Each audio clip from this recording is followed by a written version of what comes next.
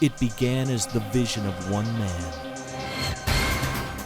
to design and build the finest automobile in the world.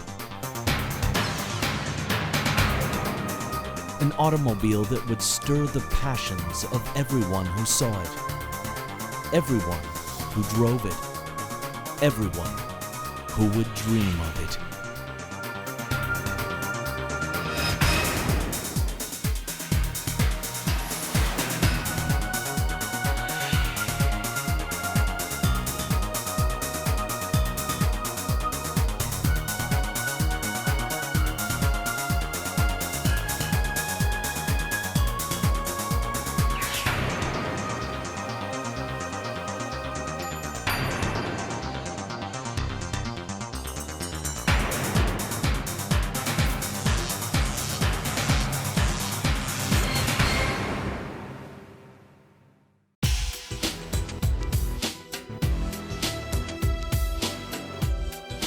Hello, I'm David Conaway.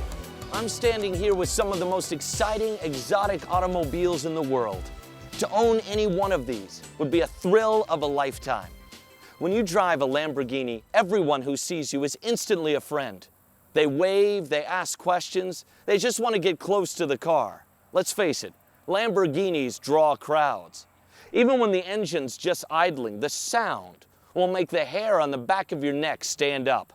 On the open road at, say, 180 miles per hour, that sound is a symphony of raw horsepower. And for the price of 6 digits, you can have a Lamborghini in your garage. Don't have the price of admission? Well, to be honest, very few people do.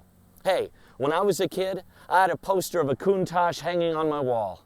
I thought it was the coolest car in the world. I still do. Maybe you had that same poster hanging on your wall. Today, whether you're a Lamborghini owner or just dream of owning one like I did, you've got the price of admission. You're going to get behind the wheel of one of the hottest Lamborghinis on the planet as it goes through its paces on the track. You're going to get a behind-the-scenes look at one of the most exclusive gathering of Lamborghinis that has ever taken place. You're also going to get a chance to see a few friends of mine who stopped in to check out these cars behind me. Who would have thought all of this would have happened in the early 1960s just because of a bad clutch on a Ferrari?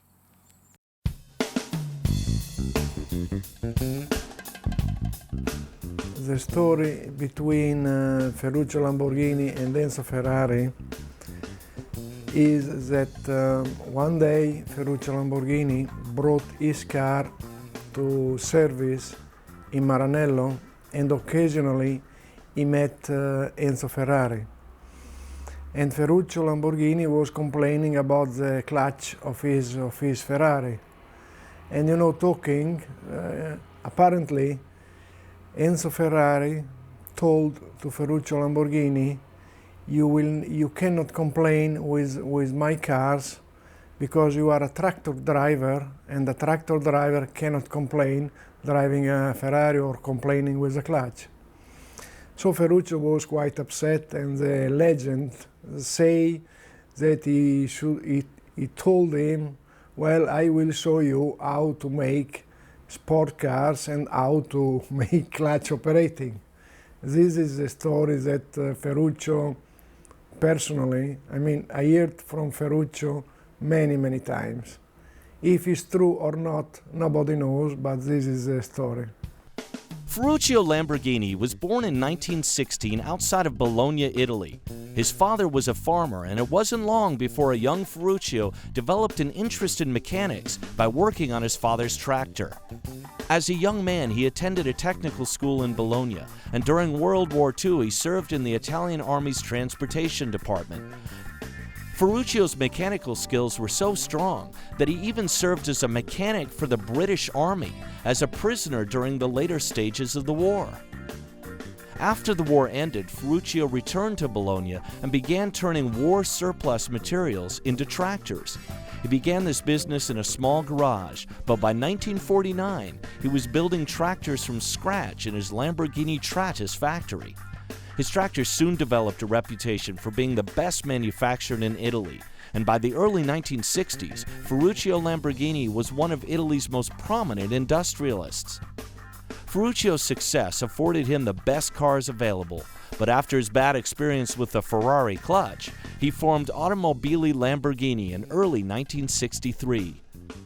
Ferruccio was born under the sign of Taurus, and he picked the bull as the symbol of his new automobile company.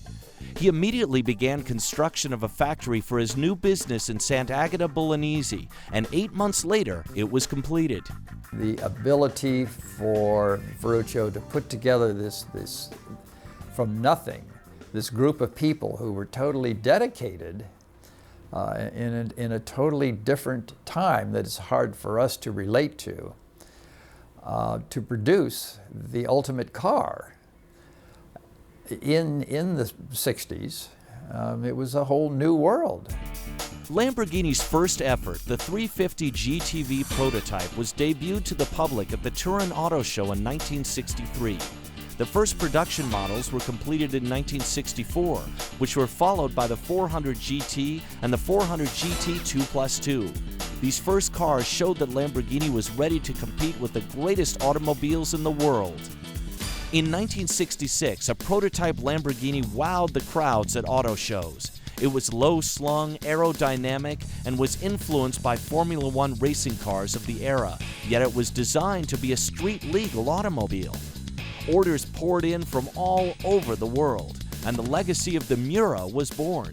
In 1967, 111 Miuras were manufactured, and the Lamborghini marque became associated with supercars and road-ready race cars. The Miura had a transverse-mounted 4-liter V12 and was capable of speeds close to 170 miles per hour. In today's mass-manufactured world, it might seem strange to say that a car that has sales in the hundreds is a success. A Lamborghini, however, is a handmade work of art. At the Sant'Agata factory, the engine, transmission, and other major components are hand-built from scratch. In fact, very few parts are brought in from other manufacturers. Other new models followed in the success of the Miura, including the Espada, Urama, Islero, and the Urraco. Ferruccio Lamborghini seemed ready to finally realize a return on his substantial investment in his automobile company. In the early 1970s, however, a financial setback with his tractor business nearly ruined Lamborghini's personal fortune, and he was forced to sell his beloved car business. He still held a minority interest, but the oil crisis in 1973 convinced him to sell his remaining interest and concentrate on his winery. The new owners were Georges-Henri Rossetti, a Swiss industrialist, and René Lemer, also from Switzerland.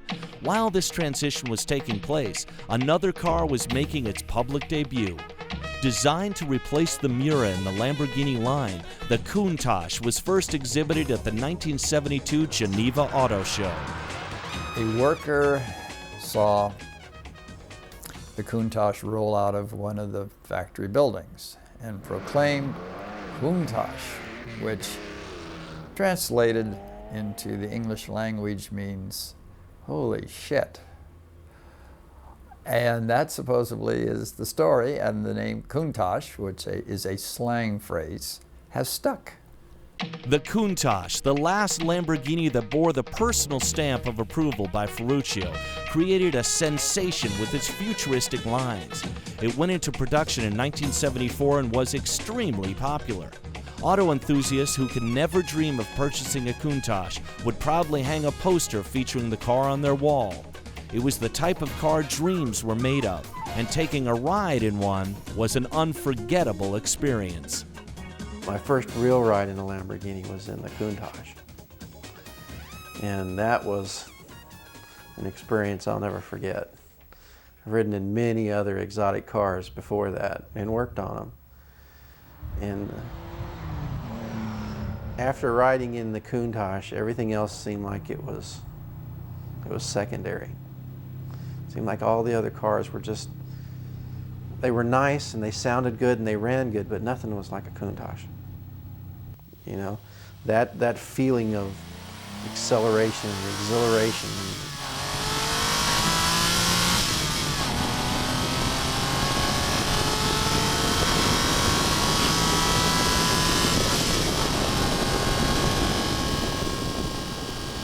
able to go through the turns like the car did, and it was that in itself,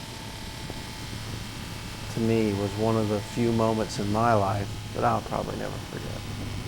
Problems, from cash flow issues to delivery delays, still plagued Lamborghini, and by 1977 the two Swiss owners were forced to put the automobile concern up for sale. They were unable to find anyone interested in buying Lamborghini, and the Italian courts finally declared Automobili Lamborghini bankrupt. The courts appointed managers to enable the company to keep producing cars, and in 1980 Patrick Mimran came to Lamborghini. Mimran, a member of a very wealthy Swiss family, expressed an interest in acquiring the company, and he was brought in as manager. He was very successful in running the business, and in 1984 he was allowed to buy Lamborghini for around $3 million American dollars. The Countach continued to evolve and updated versions were put on the market. In 1985, the Countach received a new 4-valve engine named the Quattro valve. This new power plant developed 455 horsepower at 7,000 RPM. This engine allowed the Countach to regain the distinction of being the fastest production automobile in the world. I think that the Countach, when it came out, everybody that saw it that was into building exotic cars said, you know, we have to go back to the drawing board. We have to start over. And you see it in the other exotic cars as they were coming out, where they would take certain things that the Countach, their design and their aerodynamics were done, and they were integrating them into their cars. In 1986, the popular American magazine show 60 Minutes went to Sant'Agata to do a profile of Automobili Lamborghini. The highlight of the segment had to be when test driver Valentino Balboni took CBS newsman Morley Safer for a high-speed ride on the road now known as the Balboni Highway. This television exposure only added to the popularity of Lamborghini among automobile buffs in the U.S.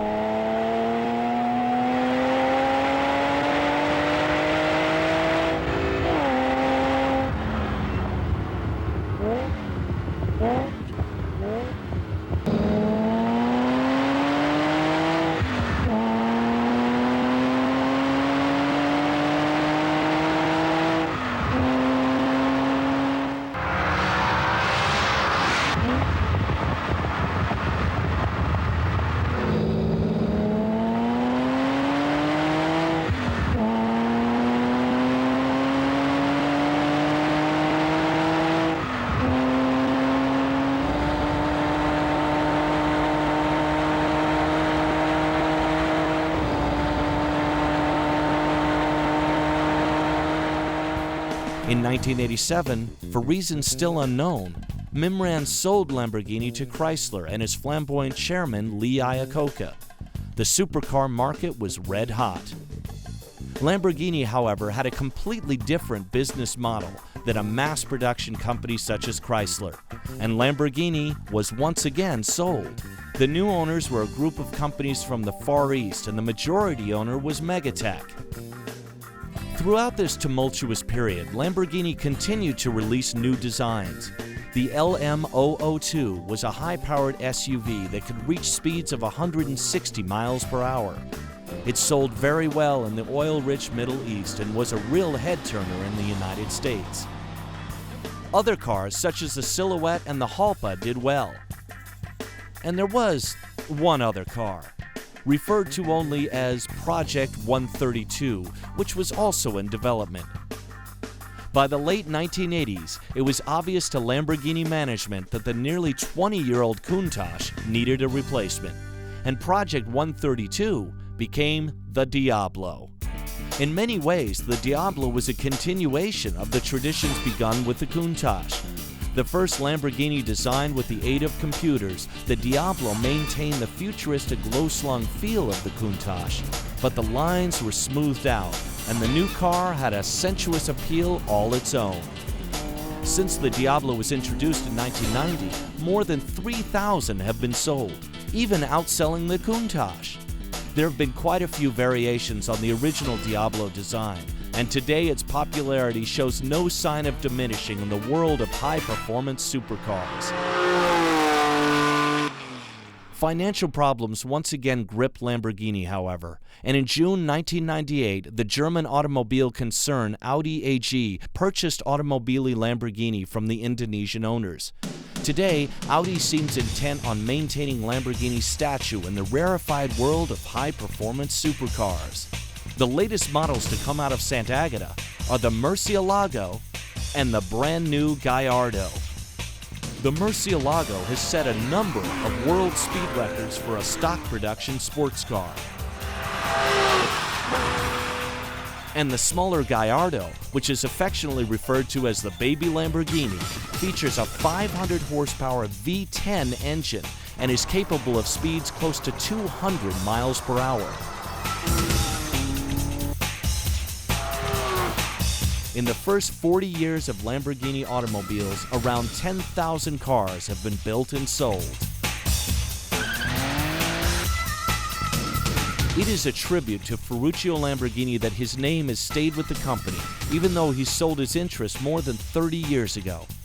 His importance in the history of automobiles will remain, as long as there are performance car fans that get excited every time they see a Lamborghini on the road and watch until it disappears from sight.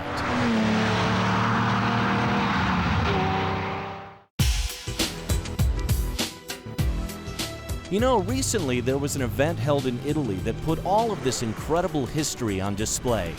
Producer and Lamborghini owner Chip Bullock was one of the select few who were invited to participate in Lamborghini's 40th anniversary celebration. Held in the town of Sant'Agata Bolognese in northern Italy, Chip's crew captured the event both on video and film. He's joining me now in the studio to help take you for a guided tour of this once-in-a-lifetime experience. So Chip, how did you get to attend the 40th anniversary celebration? David, the Lamborghini Club of America actually organized the trip. There were about 100 of us from the U.S. We met in Venice for 3 days prior to the event and then headed off to Modena. Wow, Modena is a beautiful city. Oh, it's gorgeous. This is the mecca of high-performance automobiles. Lamborghini, Ferrari, and Maserati are all within 20 minutes of this city. Wow, that's great. Now, when did this celebration take place? The official Lamborghini event took place May 9th through May 11th, 2003. And how many people were there? There were about 1,100 people from around the world.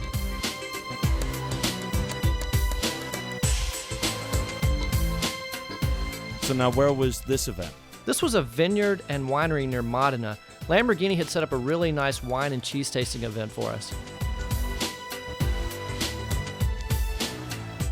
Well, now we're starting to see some cars. Yeah, Lamborghinis just started showing up from nowhere. Every few minutes a new one would arrive. You could hear the V12s coming from maybe a mile away, and the anticipation had been building for us for a while, so we were excited to see the cars pull into the vineyard. Yeah, I'll bet it was, seeing all those Lamborghinis showing up. And look at all those different colors. Those are great. Yeah, there were owners from all over Europe. Italy, of course. We saw plates from England, France, Germany. There was even a car that showed up from Kuwait. Kuwait? How did that get there? Well, David, we were trying to figure that one out as well. It must have been a logistical nightmare. So how many cars came to the winery? I would guess there were about 20 Lamborghinis that came to that event, and there were probably 200 people in all. So did everyone start asking the owners about their cars? Oh yeah, this was the first time that we got to meet some of the European owners and figure out the differences between the European cars and the American cars. For instance, Lamborghinis imported to America have restrictions that actually cut down on their engine performance. What about language barriers? Was there any problem with that? Not really. Believe it or not, the official language of the entire 40th anniversary event was English. Really? So what about the wine? How was that? So of course it was wonderful. I never had a bad glass the entire trip. Yeah, I'll bet. Now, so what's in those barrels? Is that wine or? That is actually aging balsamic vinaigrette. Oh, wow. That looks great. Did you have a favorite car at this event? I fell in love with the Murcielago. It was the first time I had actually seen the car in person, and this baby blue one here was gorgeous.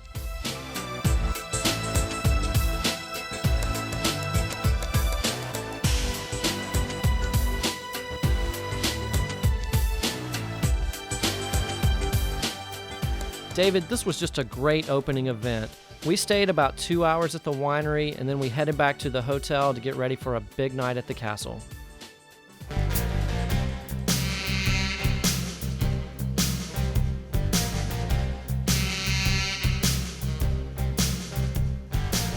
Oh, look at that. Yeah, this man was with the Lamborghini Club of America, and I thought his daughter was just adorable. Oh, she is. She really is. Now, what is this building? Looks like something out of King Arthur. David, this place was unreal. This is a 600-year-old castle. What an unbelievable place to have dinner. There was a moat with a drawbridge, and that led into a covered courtyard. I guess the ceilings were about 50 feet high. Oh, I see they had a band to entertain you. That's great. Yeah, they had a live band playing, and they were actually really good. They played mostly jazz, but they also threw in some Sinatra. Fly me to the moon. So how long was this event? You know, I think we were there at the castle for about 6 hours. What a way to end our first night at Lamborghini's 40th.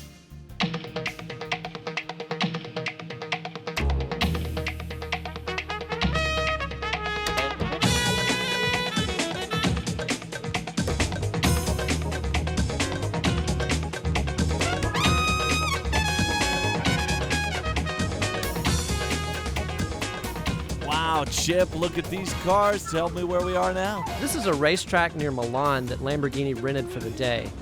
It's interesting that they gave us two options this day. We could either go to Ferrara for a day of shopping, or we could go to this racetrack and see 100 cars on the track all day. I'll bet you that was a tough decision. Just about everybody I knew went to the track that day. Yeah, I'll bet. Now, what are these cars they have on display here?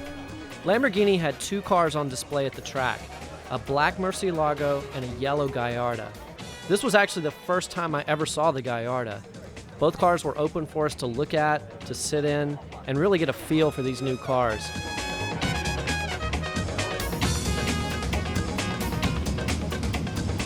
Man, this just seems huge. The cars never seem to end.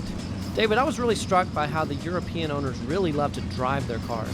I think that Americans like to look at them in the garage. You know, they treat them like museum pieces. Yeah, I have noticed that. You know, the people that collect cars tend to collect them and put them up on shelves, you know? It's amazing. Right, they don't get the enjoyment out of them like the Europeans do. But in Italy and all over Europe, they really enjoy driving and modifying their cars.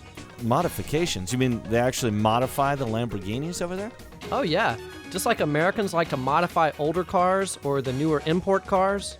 Some of the Europeans will take a $200,000 or $300,000 Lamborghini and modify it for better performance through engine, drivetrain, and suspension upgrades. You also see more color combinations in Europe.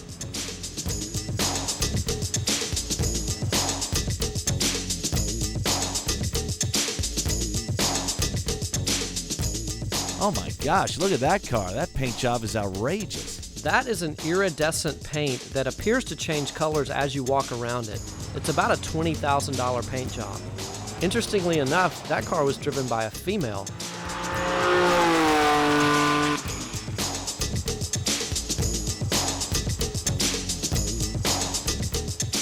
Now, were all the cars there allowed to get out onto the track? All of the owners were allowed to take their cars on the track. They allowed them to go out in heats of 6 to 10 cars, and from what I could tell, they were letting about 2 or 3 heats out at a time.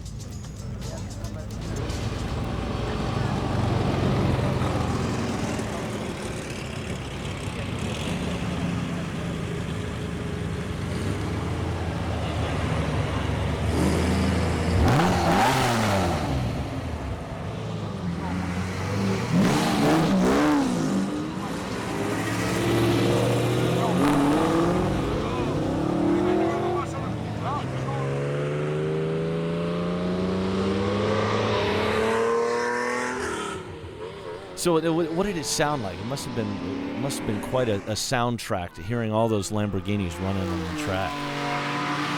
To hear just one V12 engine is an amazing sound, but to see and hear half a dozen Lamborghini V12s go by at 150 miles an hour, it's almost indescribable.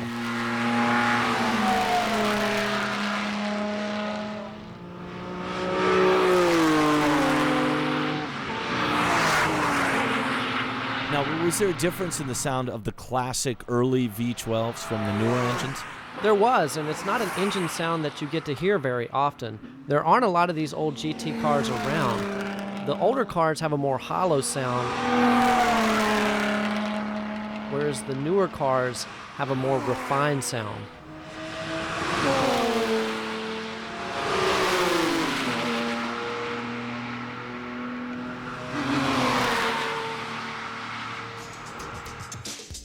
Now, what is this? This looks like a truck here. That is a Lamborghini LM002. It's an SUV that they made in the late 80s and early 90s, and only about 300 of those were ever produced.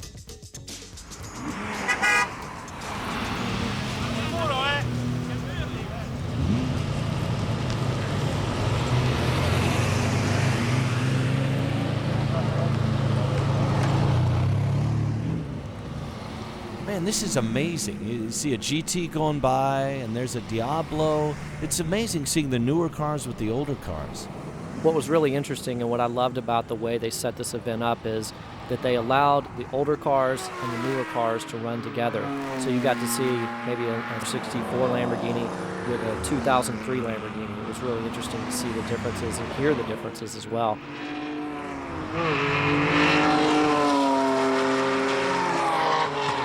Since they were really letting it out on the track, were there any accidents? Believe it or not, no. We didn't have any accidents, but they were really letting the cars run. I'm guessing they may have topped out at 180 plus in the straights.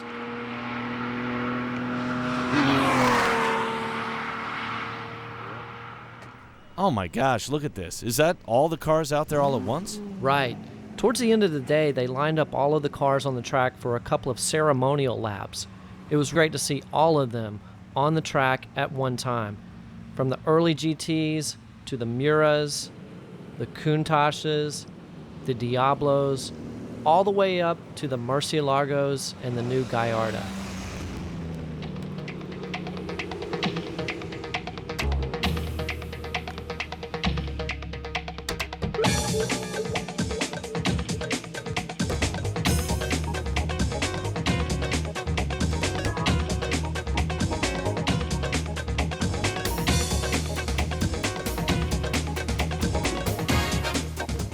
So Chip, what would you say impressed you the most as you're sitting there watching the track?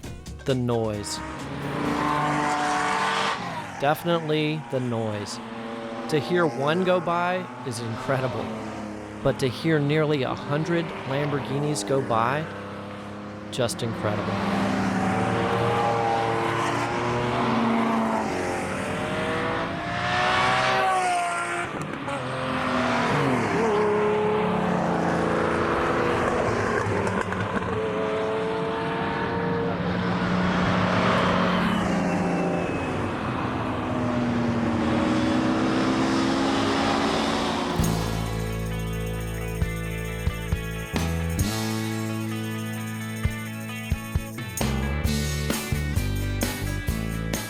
Now we're at what looks like the Lamborghini factory.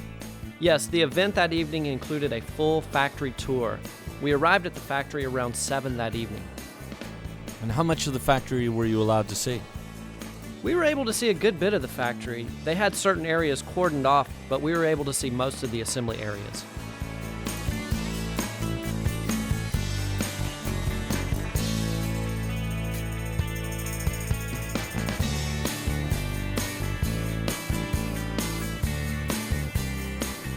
Wow, this looks great.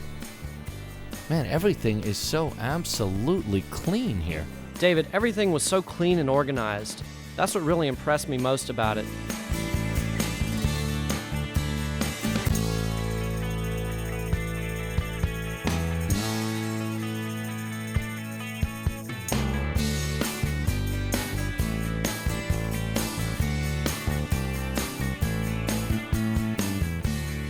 And it also looks huge. Is it a big facility?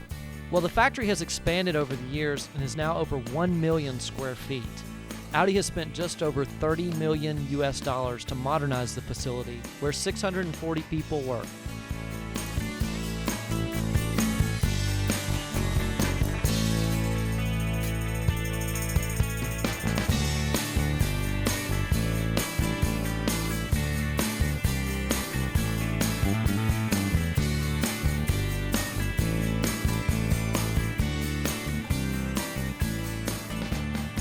What is the covering on this car for? This car was being prepared for a road test. The coating on the car keeps the paint from being damaged from road debris. And I understand that Lamborghinis really do test their cars on the road, is that right? Oh yeah, that's absolutely correct. Lamborghini doesn't have a test track. Instead, all the cars are tested on the open road. In fact, there's a 2-lane highway in front of the factory where the cars are tested. Now, you're obviously in a different room here. What's this? Right. This room was adjacent to the factory, and after our tour, they took us into this huge room where they served us food and wine, and then they drove out both a Murcielago and a Gallardo into the room. The president of Lamborghini then spoke and introduced the cars.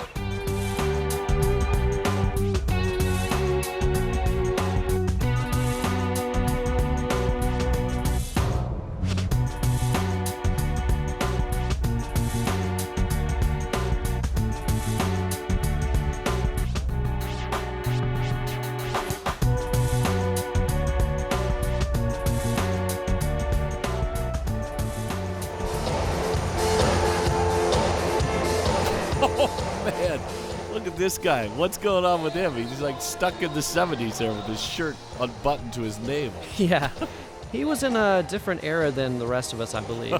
The band was singing 70s and 80s songs. It was pretty entertaining.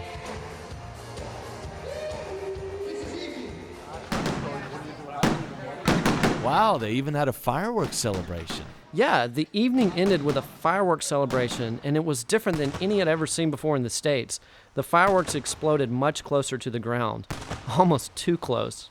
Well, that is beautiful with the fireworks behind the sign like that. Oh, it's gorgeous. Yeah, it was the perfect end to a perfect day.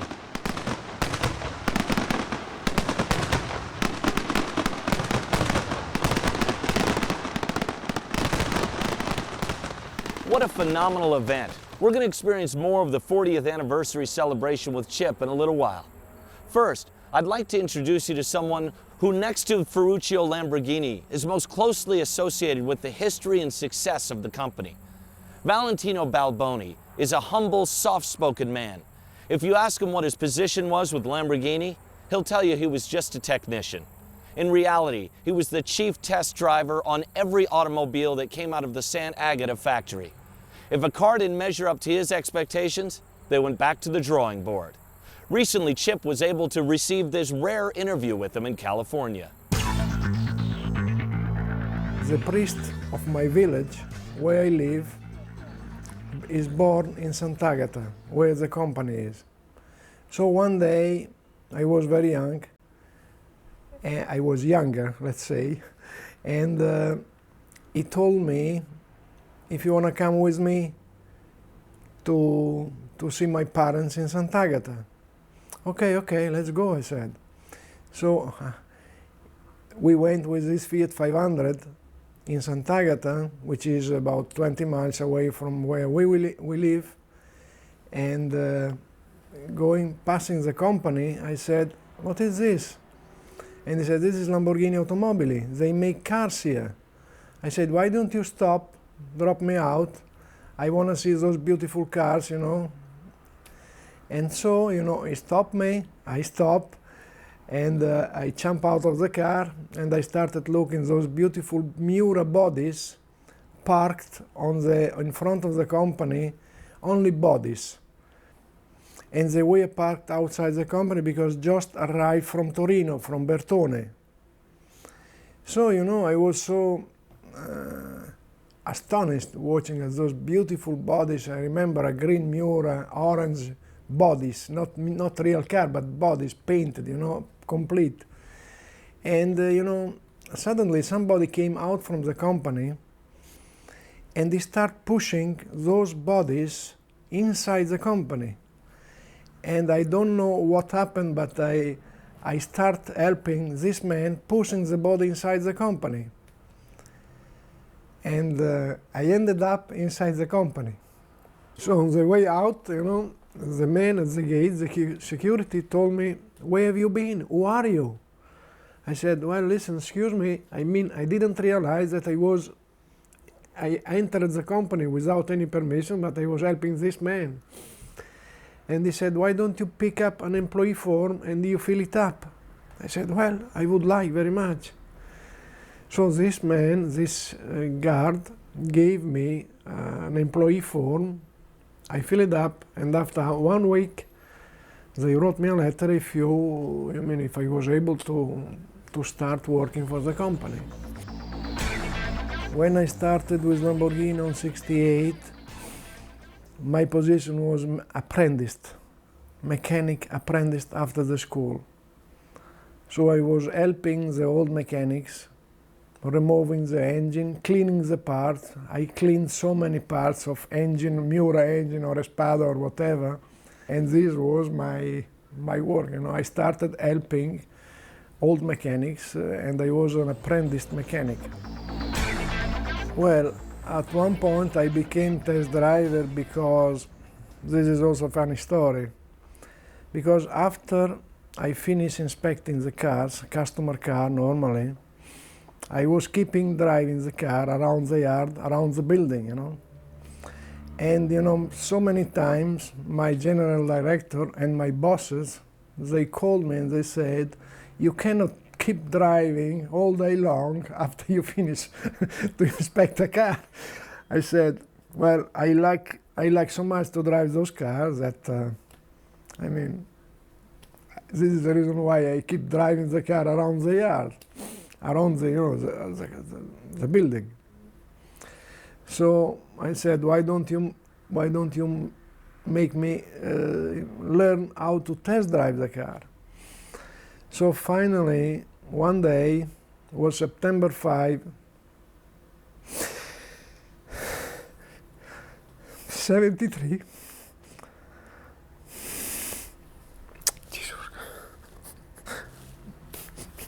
I don't know. I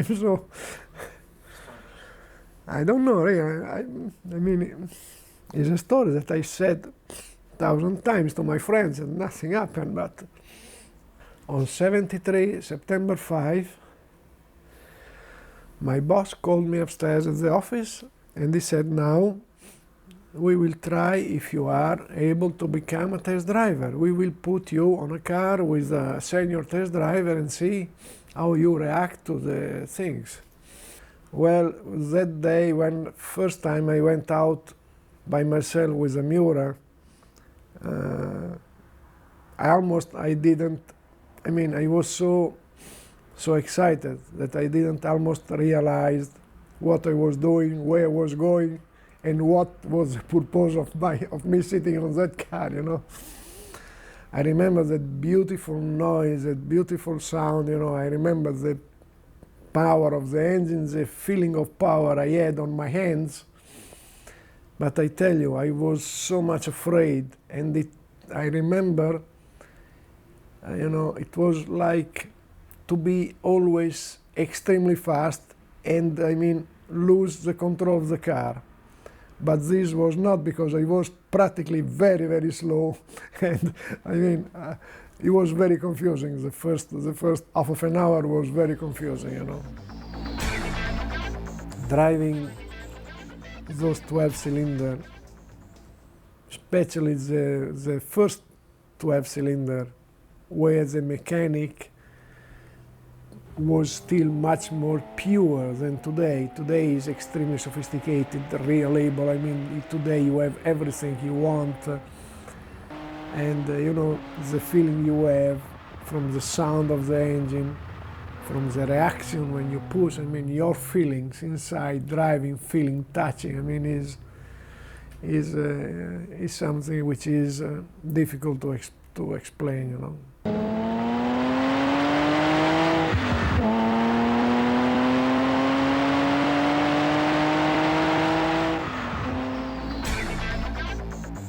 I was testing a brand new Countach, Countach 5 liter, brand new car. The customer bought the car, he drove the car to Monte Carlo, Formula 1 Grand Prix, and he brought the car back for a first inspection after 1,200 kilometers. So, testing the car early morning, 2 days before my birthday, in a beautiful morning, sunny morning, a red car in the middle of nothing. This small truck pulled over, and I couldn't do anything else. And we touched, and I flew one way, and they flew the other way, and the car was rolling, and it lay down on a roof, and it caught fire, unfortunately. First, I used the fire extinguisher that I always carry with me to spray all around, because the car was burning. Every way around was burning. So I used the fire extinguisher out of the car and after, with the fire extinguisher, I broke those metal lists which separates the two glasses, door glasses. And I was able to escape from those small glass. It is for me a big honor, and I am very proud when people say, you represent Lamborghini, and it's something that makes me extremely happy and extremely proud.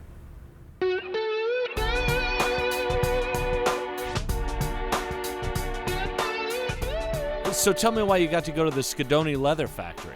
Well, David, Sconi makes a lot of custom leather goods with the Lamborghini logo. Oh, really? What types of products? They started out in the late 1800s making shoes. Today, they make one of the best lines of leather goods for travel, like suitcases and handbags. So we're talking fairly expensive items here, yes? Well, yeah, but the craftsmanship is incredible. You can see that everything is handmade, and they take great pride in their work, as most Italians do.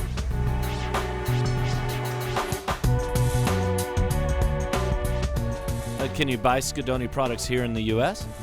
They do make products that are available in the U.S., and I understand that they're selling them through the Dillard's chain.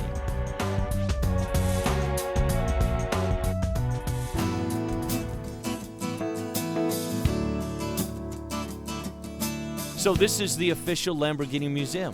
Yes, this is the official Automobili Lamborghini Museum. Now, where is this museum in relation to the factory? The museum is actually connected to the factory. The museum is the first thing that you see when you drive up. And this museum is open to the public? I believe that it's open by appointment only.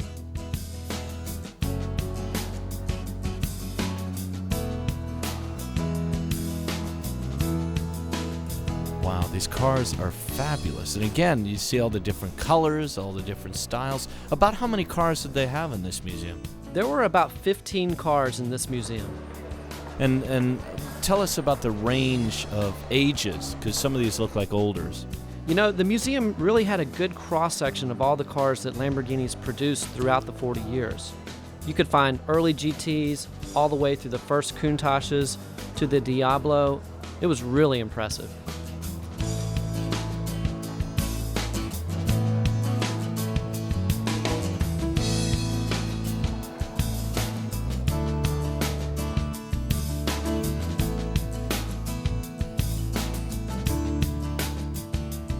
There were some one-off cars at this museum that you won't see anywhere else. For instance, this chopped roof Diablo with the interesting windshield and mirror, I've never seen anything like it before.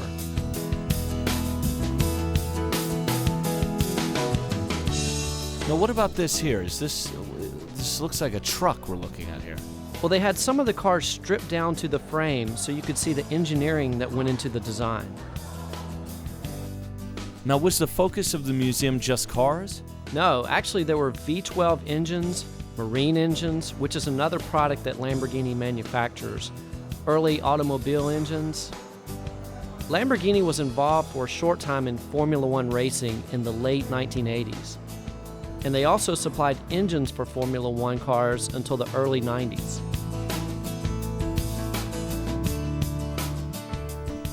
Man, these engines, they look like modern sculpture. They're amazing.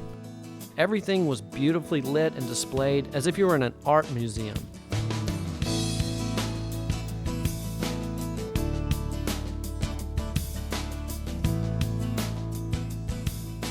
They even had a Diablo hanging on the wall, and everyone was going up and peering behind the car to see if it still had its engine and drivetrain.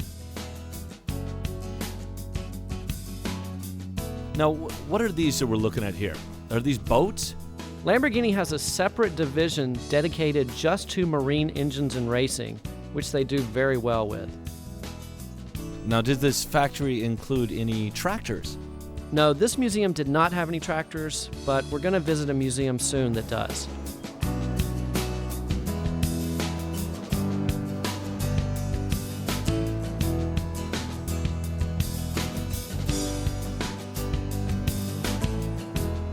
This is one of the first Countachs. This is a periscope car, and the reason it was named that is because the rear view mirror is actually a periscope. And you can see here how the roofline is cut for visibility for that periscope.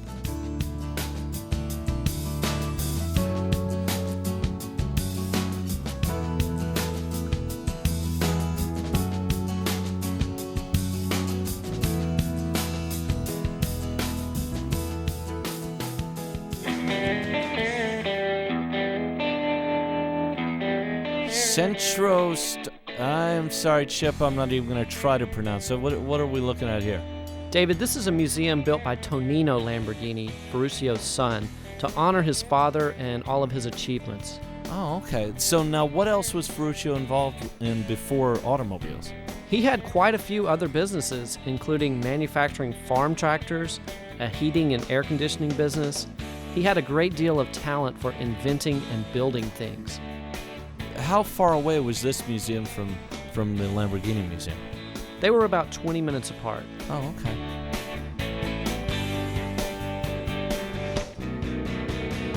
Now, are they still making the tractors under the Lamborghini name today? Yes, Lamborghini tractors are still manufactured and sold in Europe and in England. It's interesting that quite a few have treads instead of tires. Oh yeah, I can see that. Man, these tractors are amazing. They look like sports cars by themselves. Yeah, how would you like to pull up on that and tell everyone you drive a Lamborghini? Well, I just show them the label. See, that's what I do. Oh, this little red car here? This is the first car that Ferruccio ever built. It was actually another make of car that he modified and rebuilt himself.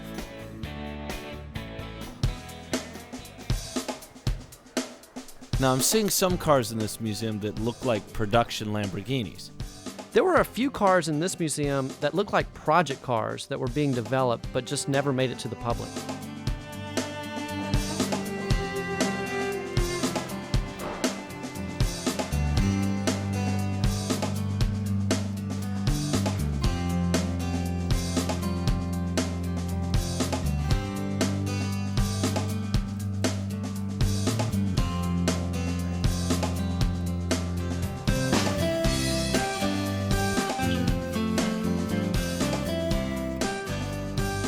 This is actually the first scratch-built car that Ferruccio ever made. Wow, it looks like a go-kart. Right, Ferruccio made it for his son. You could really consider this the first Lamborghini.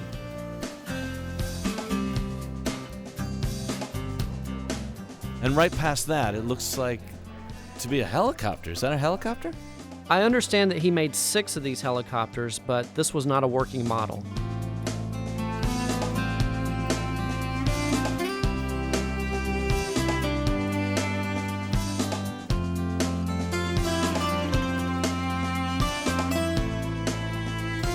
What overall impression did this museum make on you? This museum really gave me a sense of who Ferruccio Lamborghini was. Most everyone knows him for the cars he produced, but he had other businesses both before and after his car company, from tractors to air conditioning to helicopters, and finally to a vineyard that he ran until his death. The man was truly a diverse entrepreneur.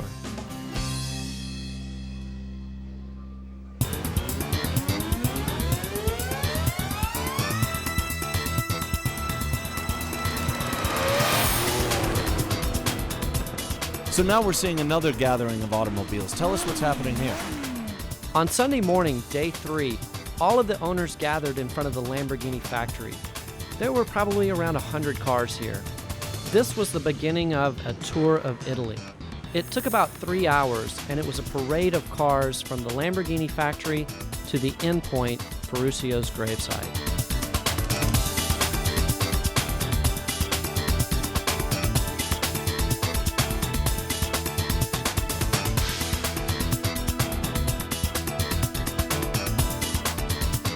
It was interesting seeing all of the cars at the factory with the owners. I mean, every car was built at that factory in the background.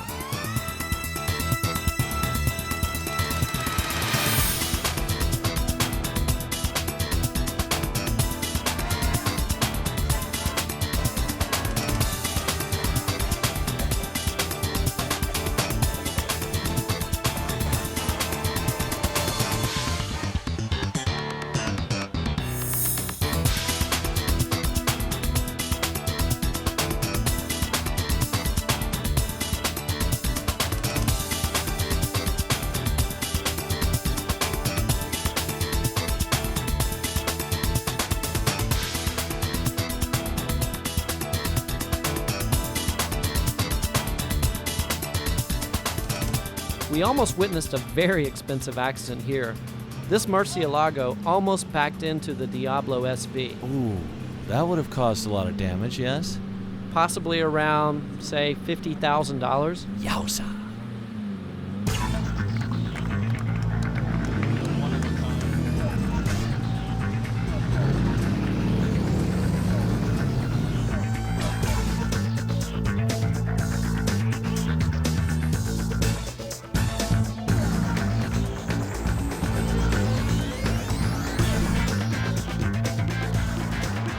What was really a nice touch, the entire rally was actually led by a black Murcielago and a black Gallardo from the factory. That's great.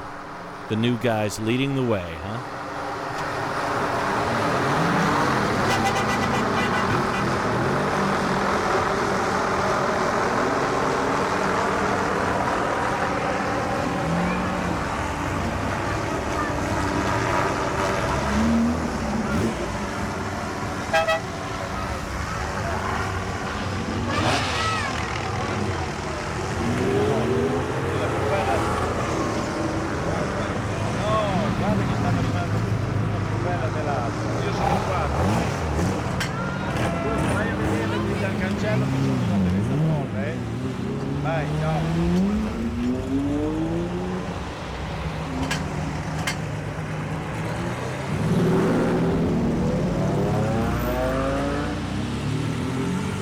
What was it like to see all those cars going out onto the highway? The engine noise, again, was just incredible. The road in the countryside of Italy was so beautiful, and to see all of the cars in that setting back home was amazing.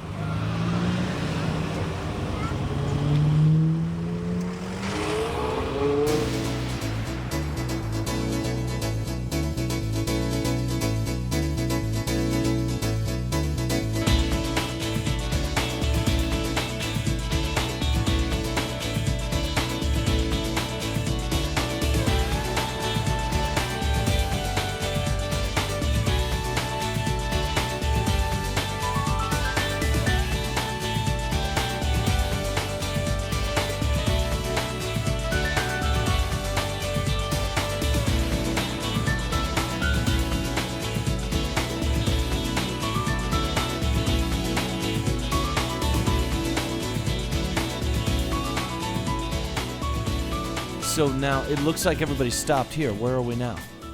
This is Ferruccio's memorial and gravesite.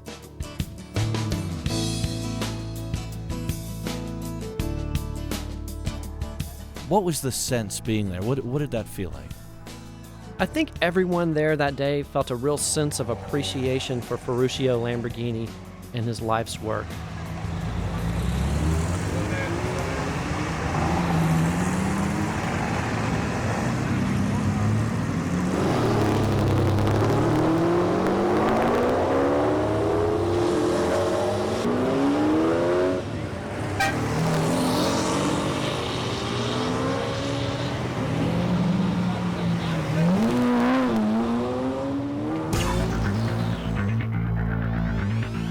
Earlier, I told you you were gonna go for a ride in one of the hottest Lamborghinis on the planet. Well, the man who's gonna take us for that ride is Robert Ball, owner of Supercars. Supercars is one of the premier Lamborghini repair and restoration facilities in North America. This is not your typical garage. It's so clean you could eat off the floor. And the different Lamborghini parts scattered around almost resemble sculpture in an art gallery. It's located at Road Atlanta, one of the world's great road courses. We met up with Robert at his engine restoration center. Ferruccio, he built the company and built the cars. They were like a part of him. They were part of, they were not just a car, you know, they were not something just to make money with. They were, it was a passion with Ferruccio. I think he innovated the exotic car market and forced the other manufacturers to meet his standards.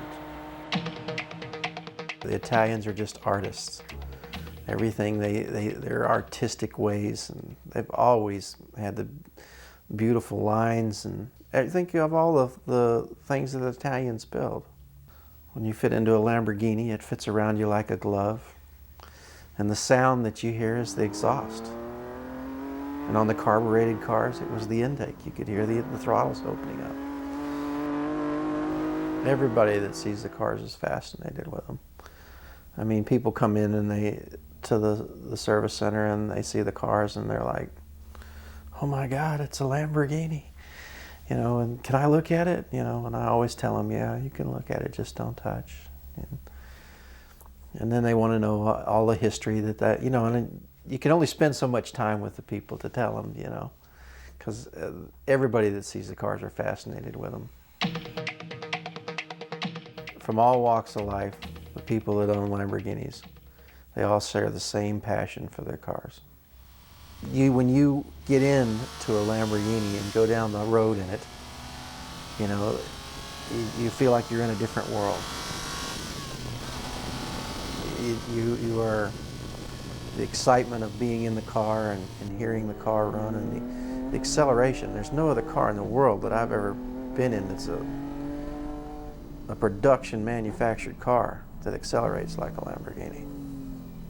That feeling of being pulled back into the seat, you know, and hearing the engine behind you and just going through the turns, and it's just unbelievable. When I get behind the wheel, it's my way out. It's my out. When things get when life gets too stiff, I go do a couple laps.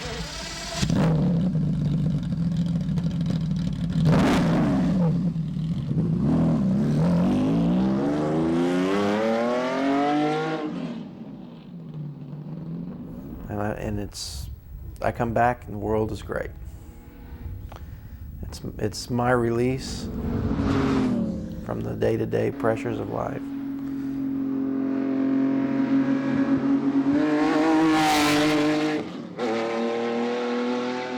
It's an exhilarating ride. It gets your adrenaline going. When you first go out, you're kind of, well, I'll be tame, or I'm mad, or I'm going to go out and I'm going to be hard on it. And then after a couple of laps, it's kind of hard on you, and you're back to normal. You get out, your adrenaline slows down a little bit, and you're ready to get back into the swing of things with life. This is a car that Robert's going to take out on the track. It's the Diablo SE30, which commemorated Lamborghini's 30th anniversary. Normally, the engine on the Diablo puts out slightly more than 500 horsepower, but Robert's has a bit more power. How many horses does this engine have, Robert? 840 to the rear wheels. 840? Is that really true? What, you don't believe me?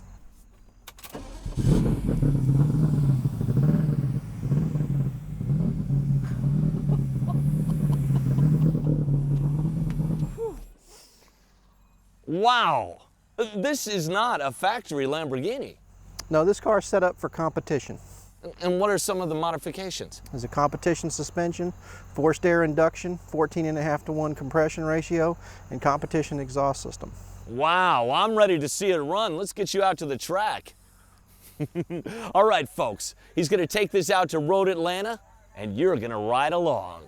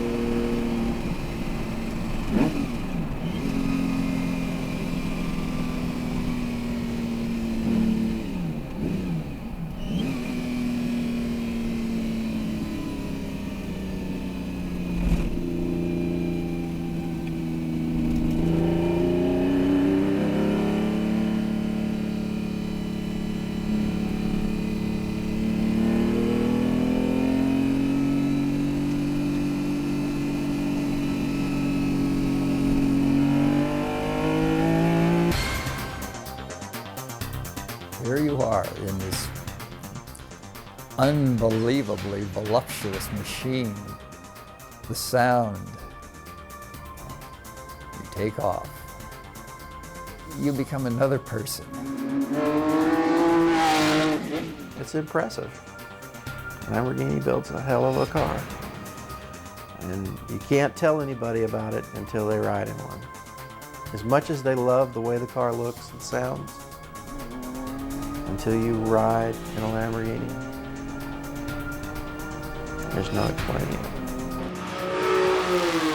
You know, when we have this kind of celebration, to see all those cars, to hear those engines, to see and to hear the comment of the people all together, you know, when they all meet, you know, you hear things that they are so interesting, so beautiful things. I mean, everyone has something to express, and you know, when you hear those kind of things, you realize how people appreciate our product.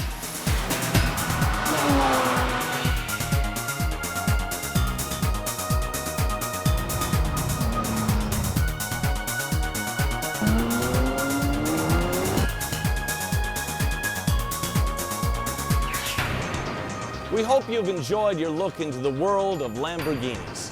When Ferruccio Lamborghini started this company, he intended to design and build cars that would appeal to the dreamer in us all. Whether you're lucky enough to own a Lamborghini or one of the millions who admire them as a landmark of automobile design and engineering, we're glad you could join us.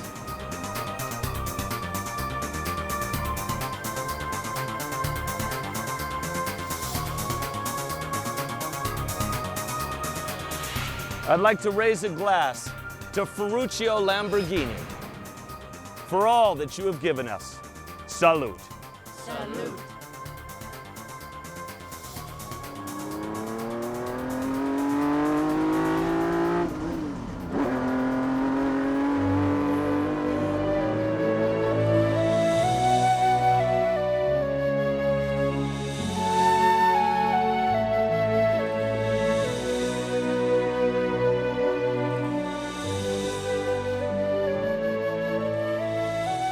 He was one of those men that once you met in your life, you will never forget. A farmer,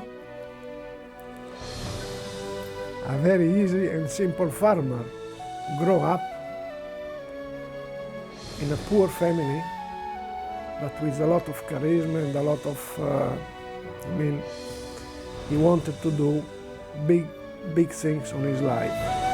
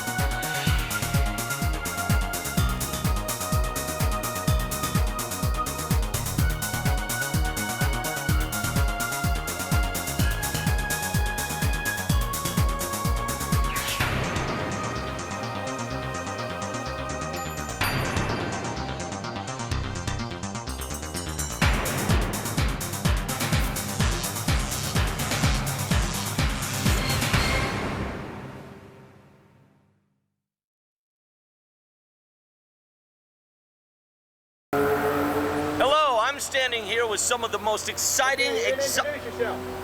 All right. Who are you? You're going to get behind the wheel of one of the hottest Lamborghinis, not limousines. Welcome to the trailer of Dave Conaway and the Lamborghettes. The Lamborghettes, huh? That's what we're calling it, the Lamborghettes. There's Paula. Hi, Paula. Hi. You look gorgeous, Paula. Thanks. On the open road at, say, 180 miles per hour, that sound is a symphony of horsepower. Raw.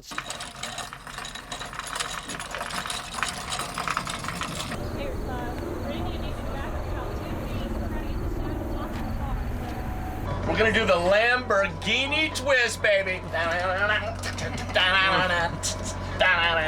love her hair. Look at that. Look at all the colors in her hair. It was gorgeous. Oh, there's eclipse and stuff. I don't know.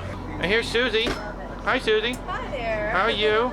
Great. Thanks for having us. Yay, she's our Lucy Lou of Charlie's Angels, I guess. All right, girls. Let's see. Let's have you do a little shoulder, maybe a point out like that, right? And let's have you do. Let's see, something like one of these, right? And let's have you do back of the hair like that, all right? Okay. Ready? And pose it. Perfect! You girls are awesome. Give me 5. There we go. Yeah.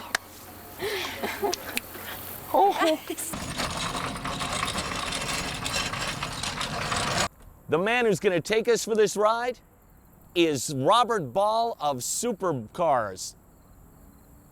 Sorry. Oh, and I had a babe for you and everything.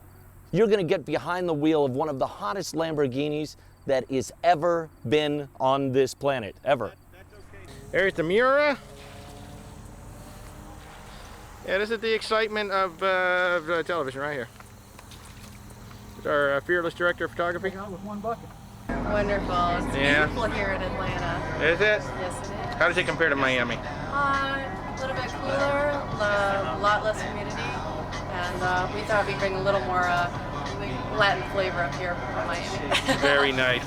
Let's face it, Lamborghinis draw crowds. I can't remember, sorry. Who would have thought that all of this would have began in the early 1960s just from a bad clutch on a Ferrari? I like it. Now, when I say... Hold My it there. bad. Can we have one more? My bad. I didn't. Because I I went like this. Didn't know what to do with her hand. And we heard a little oops or whatever it was. Yeah. Love you, babe. Don't go change it. Yesterday. Well, that's a piece of work.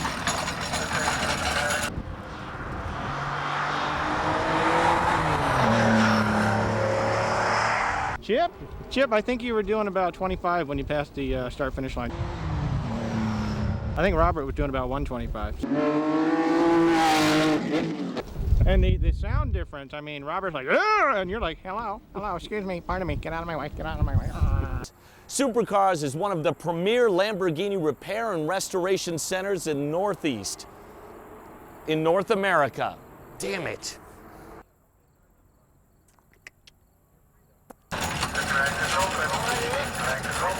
Whether you're lucky enough to own a Lamborghini or just one of the millions who enjoy them as a rare institution of the interspatial reality of all concepts.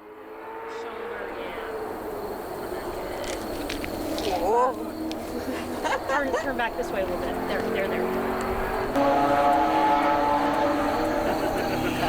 Very nice, very nice. Just keep going, you're falling out, I love it. You two kind of turned away from her. You two girls pointed straight out, looking up at the camera. Yeah. Straight out like that? No, straight out like that. Point your guns out, but turn and look at the camera. Stay there. Yeah, but she's got to come down here. Yeah, I gotta come down. Yeah, well, we got to do it.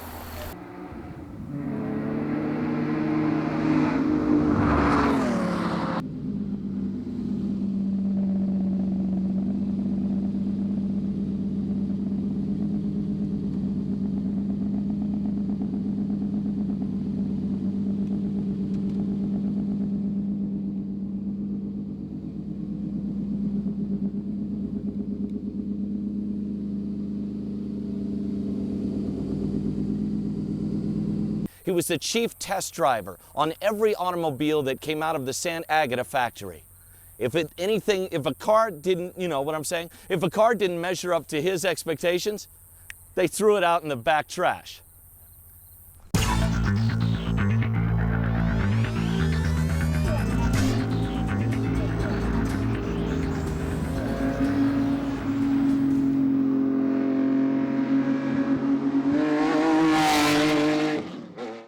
We met up with Robert in his engine restoration center.